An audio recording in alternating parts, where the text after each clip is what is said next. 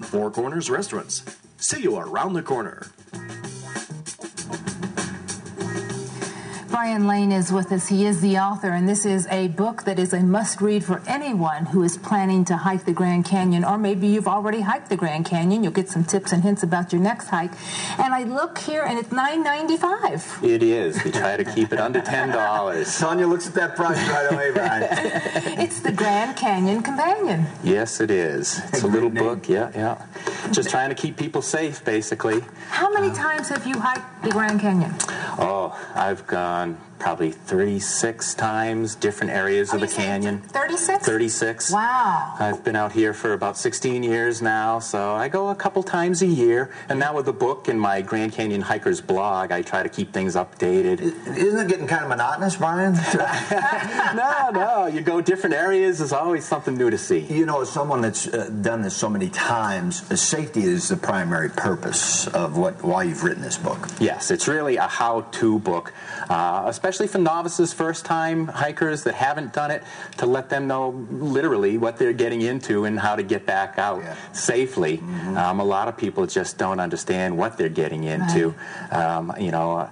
I'd done it so many times, and people said, oh, you should write a hiking book. Mm-hmm. But I was like, oh, there's so many out there. But then the wife and I and a couple of friends were going rim to rim, and it dawned on me, I had read Over the Edge, Death in Grand Canyon. And I was like, a lot of people, need a how-to guide just to let them know, how to do it. Yeah, it can. And a lot of people have emailed me and told me it's relieved a lot of their anxiety before the hike, too. Yeah. Now, Tom, my friend Tom has hiked the Grand Canyon a number of times, and when I hear people talk about the Grand Canyon, Bright Angel is one of the first things they talk about. Yeah, and these I concentrated on the Central Corridor trails. Mm-hmm. That's Bright Angel, South and North Kaibab trails, because they're overwhelmingly the most popular trails into the canyon. All other trails are considered wilderness trails. They're unmaintained and not really for the novice hiker, because you have to pick through rock slides and come out on the other side on the trail consistently. As many times have you done this? Any nuances that you see as you travel down? Gosh, I mean, the biggest problems that people encounter are usually blisters. Mm-hmm. You always get blisters if you're not careful. What I use is like a liquid bandage, liquid skin. I put that on, put a couple extra layers of skin on the bottoms of your feet. Going down, it's usually like the big toe and the ball of your foot that really takes that brunt. I'll use blister blocking type Band-Aids. And then going out, it's usually the heels, because you get that little rubbing. So I'll switch. The knees and ankles. The knees. I've always said that it kind of beats you up physically on the way down with your ankles and knees, and then it beats you up aerobically on the way out. So Now, depending on what time of year you hike it, the colors and the sunsets and the sunrises, the colors just change constantly, don't they? It's just stunning. For such a harsh environment, it's just so beautiful. And at times I think it should have been called the Painted Canyon instead of the Grand Canyon. You have the browns and the reds and yellows, the green shales, just so many different hues of the canyon. And when the clouds, if it's a partly cloudy day, when it just undulates on the canyon walls, it's just stunning, just stunning. Is that what draws you to the canyon? It is. It's that combination of that harsh challenge of doing the hike, plus the beauty of it. You're hiking out and you're huffing and puffing, but you turn around and you see the sun slowly pouring in the canyon, and you can't help but smile. What's the average length of time, somebody from top to bottom to Blue Angel? If you're doing Bright Angel Trail, it can take 4 to 6 hours getting down, and they say double that coming out.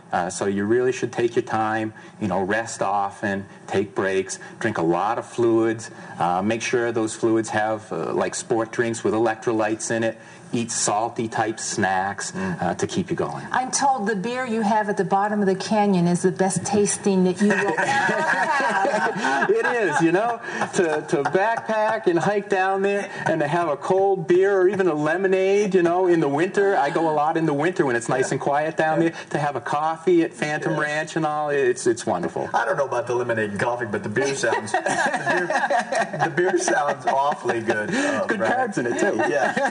Now, you make home in Sedona. Yes, I do. Let's talk about trails in Sedona. I'm sure you've hiked those also. Oh, yeah. You know, for me, for training for the canyon, it's always difficult because it's an inverted mountain. It's comparable to Mount Whitney. You know, Mount Whitney is the highest point in the lower 48 states, and it's basically an inverted Mount Whitney trail. So I do Wilson Mountain a lot. Bear Mountain I do consistently. Wednesday I went up Bear Mountain carrying it was like a dress rehearsal. I took the big backpack and threw rocks in it, so I had about 30 pounds and practiced. It's about 2,000-foot elevation gain, so it gets you humping. What's the biggest mistake that the novice the hiker makes? You know, looking over the edge. Looking over the Is that number one? Because a lot of people do. You know, they'll grab a bottle of water and say, I'm going to go down the canyon. Yeah, that's it. I mean, I've read the stories anyway of, you know, the Japanese tourist and his penny loafers in a briefcase that ends up down at the Colorado River, and then they say, oh, now I have to get out of here. A lot of people hike and they say, oh, I'll just hike until I get tired and then I'll turn around. Well, of course, in the Grand Canyon, that's when the real work begins. That's when you have to haul yourself out. And it takes a lot of work to do that. And you do have to have permission. For day hiking, you don't. But to stay overnight in the canyon, you do have to have a permit for camping. And otherwise, if you stay at Phantom Ranch, then you do have to make a reservation. Yes. How many does Phantom Ranch accommodate? I've never asked the size of that. It's difficult. For hikers and backpackers, you have 2 male dorms and 2 female dorms, and a few of the cabins. Most of the cabins are already reserved by the mule trippers. So if you want to do that, you have to call early, and that's 13 months in advance. So. I did make reservation for a cabin for 2 nights this February in 2009, so I called the first day of February this year early in the morning to try to get that reservation. Do you run into a lot of hikers? Is there narrow paths where you're going to have to stop and yield, or how does that work? Mostly with the mule trains, and you do have to yield to the mule trains. Other than that, the Central Corridor trails, these main trails are very wide and very accessible, so you don't really run into that problem too much. Where can we get the book? Well, right now it's limited distribution. It will be distributed nationally this fall in September. It has been picked up by Independent Publishers Group, which is a boon for a little self-published title like this. So hopefully it'll get out there. It's annually you have about 240 people that have to be rescued from the canyon. So if this little book helped decrease that number at all, that would be wonderful. And certainly save a life in the process. Exactly. Brian, thank you. Congratulations. Keep up the great work at the Grand Canyon. Yes. When we come back live from our Phoenix studio, we're talking to Austin Gutwein. He is a Huggable Hero finalist. We're going to hear all about that. You stay there.